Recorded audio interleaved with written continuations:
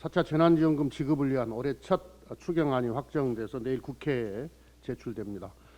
이번 추경은 사각지대를 최소화하고 지원 대상을 크게 넓혀서 19조 5천억 원 규모로 편성을 했습니다. 사각지대 최소화는 코로나로 피해를 입은 단 한 분의 국민도, 단 한 사람의 국민도 놓치지 않겠다는 저희 민주당과 정부의 재난 지원 의지입니다.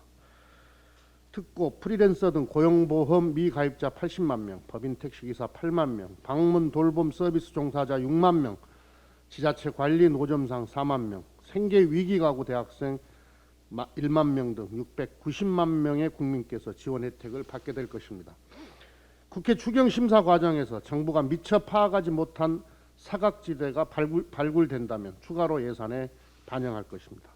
관련 상임위에서 놓친 사각지대는 없는지 세심하게 살피고 신속한 심사를 기대합니다. 일각에서는 지원 대상에 노점상이 포함된 것을 두고 논란으로 삼고 있습니다. 정부는 지자체 등 관리 노점상은 사업자 등록을 전제로 소득 안정자금을 지급하고 관리되지 않는 생계곤란 노점상은 한시 생계지원금을 통해 지원하기로 했습니다.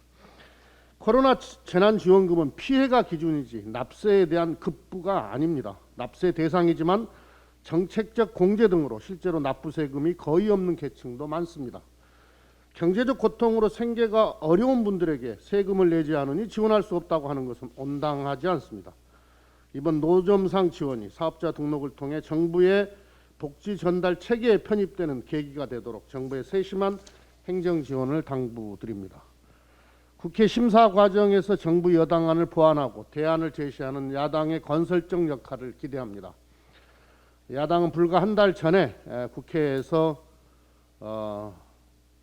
정부의 영업제한 조치로 생존의 위협을 받고 있는 자영업자나 소상공인, 또 사각지대로 남아있는 플랫폼 노동 종사자, 특수고용직 종사자들에 대해서도 현실에 맞는 지원을 제안한 바 있습니다.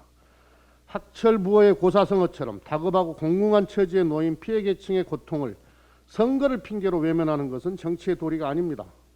올해는 재보궐선거가 있고 내년에는 대선과 지자체 선거가 있습니다. 야당의 논리대로라면 내년까지 정부는 국민을 위해 아무것도 하지 말고 손을 놓고 있어야 합니다.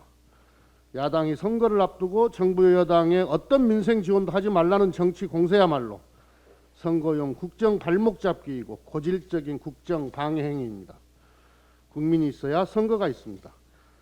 야당은 선거가 먼저인지 몰라도 더불어민주당과 문재인 정부는 국민의 민생이 우선입니다.